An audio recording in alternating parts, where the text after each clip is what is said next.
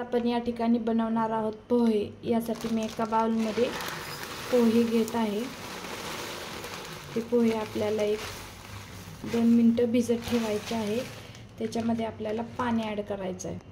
पोहेच्या 2 बोटांवर आपल्याला पाणी टाकायचं आहे आणि पोहे स्वच्छ धुवून घ्यायचे आहेत।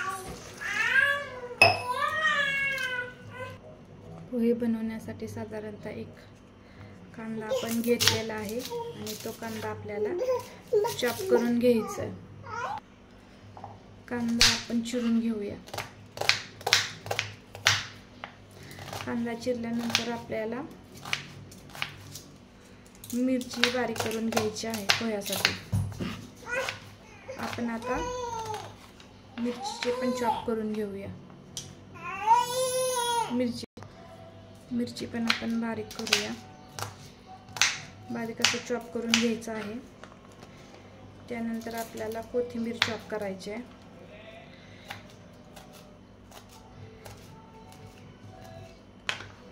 आता गॅसवर आपल्याला कढई ठेवायची आहे आणि गॅस चालू करायचा आहे।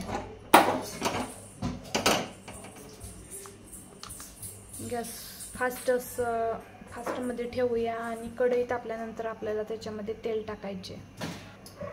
कढई तापल्यानंतर त्यामध्ये आपल्याला 1 चमचा तेल टाकायचे।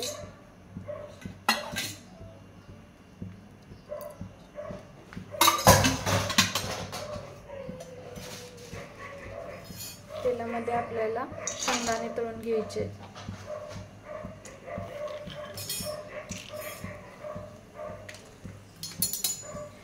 शेंगदाण्याला गोल्डन ब्राउन कलर येईपर्यंत तेलामध्ये मिक्स करून घ्यायचे।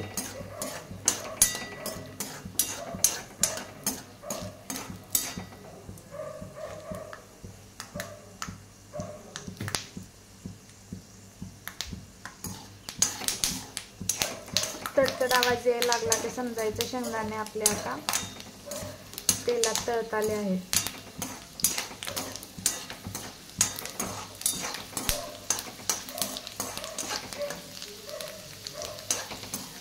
आता शेंगदाणे आपल्याला ह्या पोह्याच्या बाउलमध्ये काढून घ्यायचे, कारण शेंगदाणे तेलामध्ये तळले गेलेले आहेत।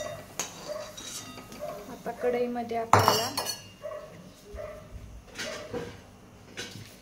जिरी, मोहरी, हळद टाकून घ्यायची आहे।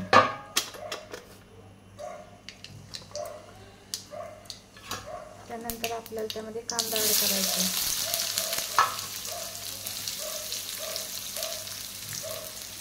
कांदा पण गोल्डन ब्राउन रंग येईपर्यंत आपल्याला तेलात परतून घ्यायचा।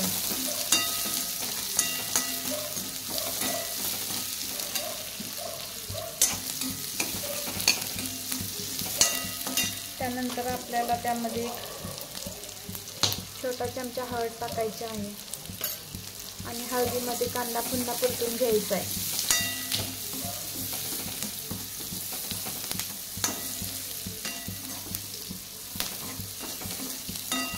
गॅस थोडासा कमी करते, नाहीतर कांदा करते।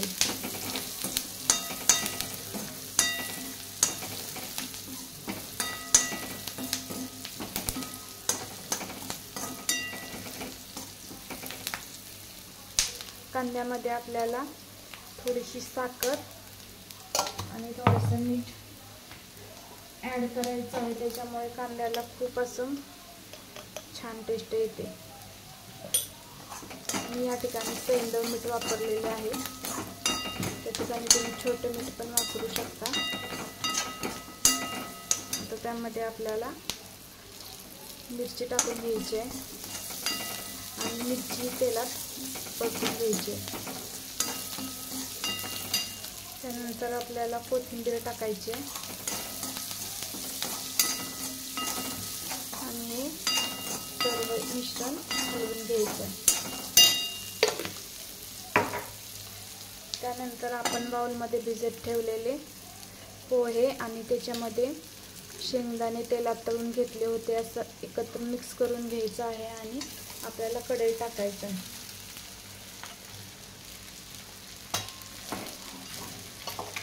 हे आपल्याला पूर्ण एकत्र करायचं.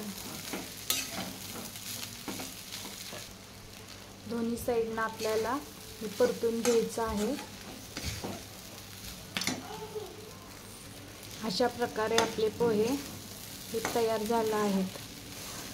तुम्ही बघू शकता खूप छान असे पोहे बनलेले आहेत आणि खूप खमंग असा वास येतोय.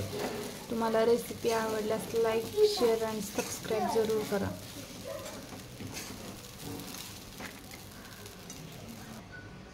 अशा पद्धतीने पोहे आपले बनून तयार आहेत.